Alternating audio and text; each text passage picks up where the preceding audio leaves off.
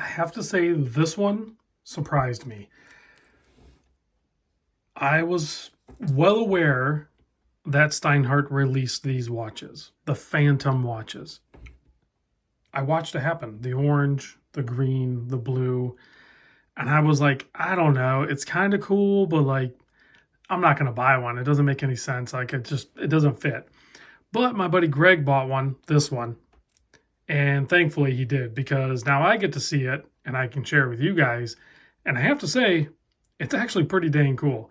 This is the 39 millimeter. I think there was one they did in the Ocean One, which is the larger variant, but the 39s I know for sure, because this one I'm handling right now, they did in the orange, the blue, and the green. Everything else is still black. It's just they did the GMT hand in those colors, and then the Ocean was printed in that color, and then of course the date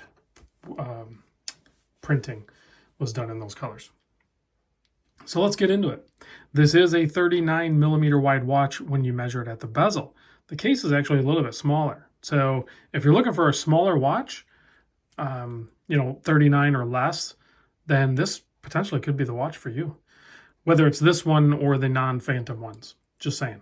47 millimeter lug tip to lug tip, non-drilled lugs.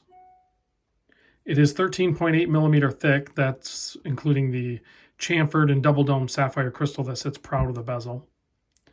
Has a 20 millimeter lug width, and this bracelet tapers very nicely down to 16, actually a little less than 16 millimeter.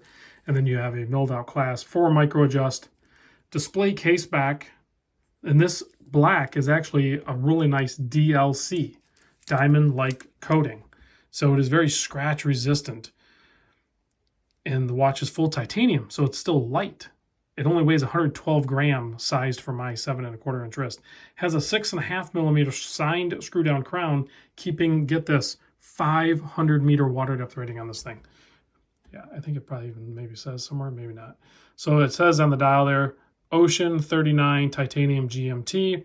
You can see there, you have applied markers, and they're also kind of like DLC coated or something. They're kind of like brushed around the perimeters, and then they're layered up with some black lume. Now, black lume is, well, it looks cool, but it's terrible. It doesn't lume worth crap. It's just bad. But it looks cool in this application, and I think it was a good choice. This is not going to be a lume monster watch, for sure. This is just more of a fun fashion watch, if you will. Now, inside is the automatic movement, the ETA 2893. They were able to source some ETA movements, so that gives you the forward only GMT 24-hour hand. And then if you go backwards with the crown, it actually changes the date. So it has a quick set date, which is kind of convenient. There you go. And then you have a very nice, shockingly nice 120 click titanium bezel.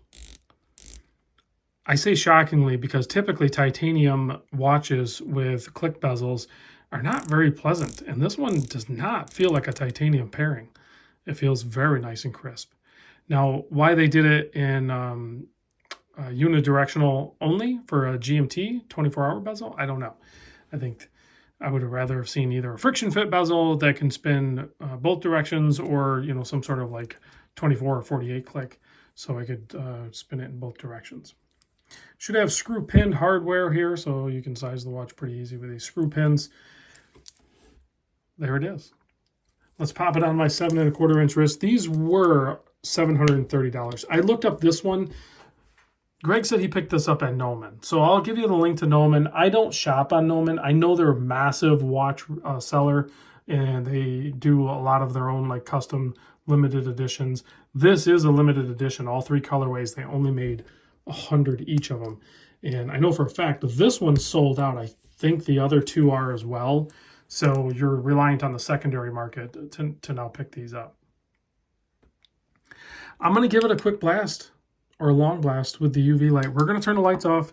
We're going to try to witness the black lume, and you probably will be able to see them. This link keeps getting like caught a little bit. You probably will be able to see it, but yeah, like you can see it, and I can see it with my naked eyes. Naked eyes. I mean, what else are my eyes going to have on them? I don't know. I guess glasses. I can put glasses on, but I don't think there's glasses that are going to help me see this Lume better. I don't know why I say naked eyes. So yeah, you can clearly see it, I guess, here, but it's not vivid. It's not like, you know, this is a Grand Seiko with not much Lume on it, and this did not get UV blasted. So, I mean, that's my point.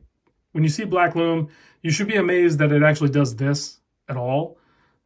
Don't expect any more than that. All right, thanks for watching, guys. I'll see you on the next vid.